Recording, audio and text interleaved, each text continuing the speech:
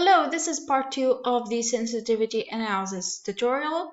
This video is about sensitivity in the right-hand side of a constraint, which means that we're going to be assessing to which extent we can change the availability of these two resources without impacting the optimal solution that we already have. So, as you can see from the optimal tableau, S1 and S2 are not in the basis, which means that they're equal to 0, and which means that these two constraints are both binding. This means that we have used up every single unit of both resources to make our products.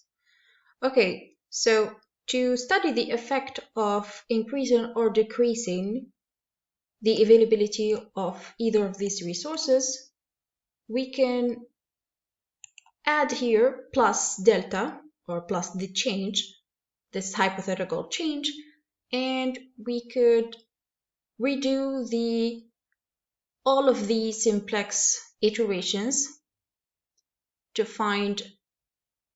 assess this change. But since we know that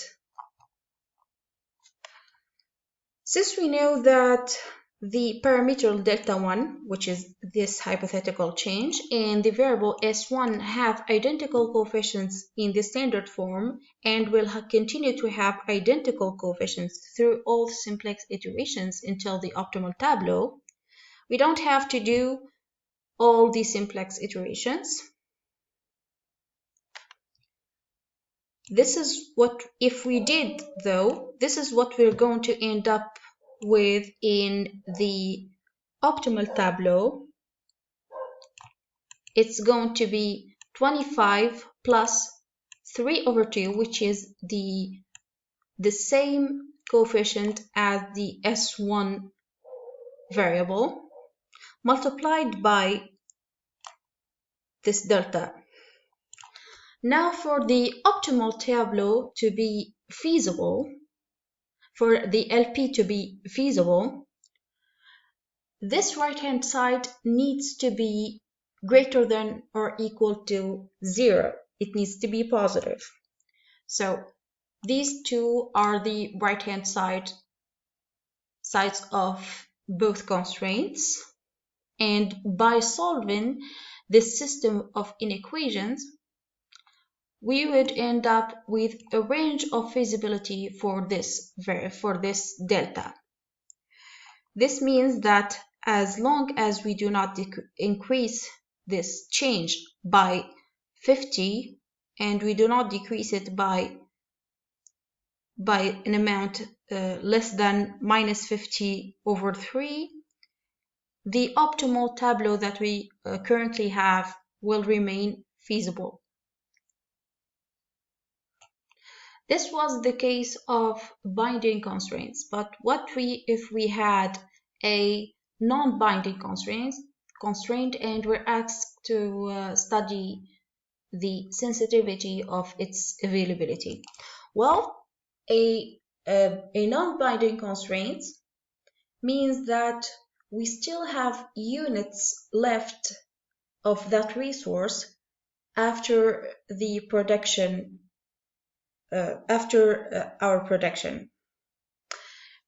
This means that as long as we do not decrease the amount or the number of units of that resource beyond the units that are still left after our production process, it will not impact anything. It will not change anything. So if, for example, if we end up with a slack variable in the basis, and it's suppose this x2 is actually S2.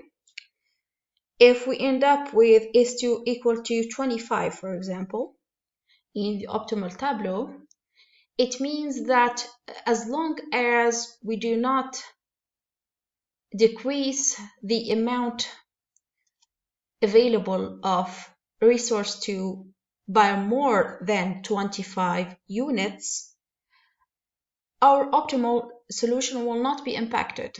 But if we, for example, decrease it by 26 units, that will change things, because you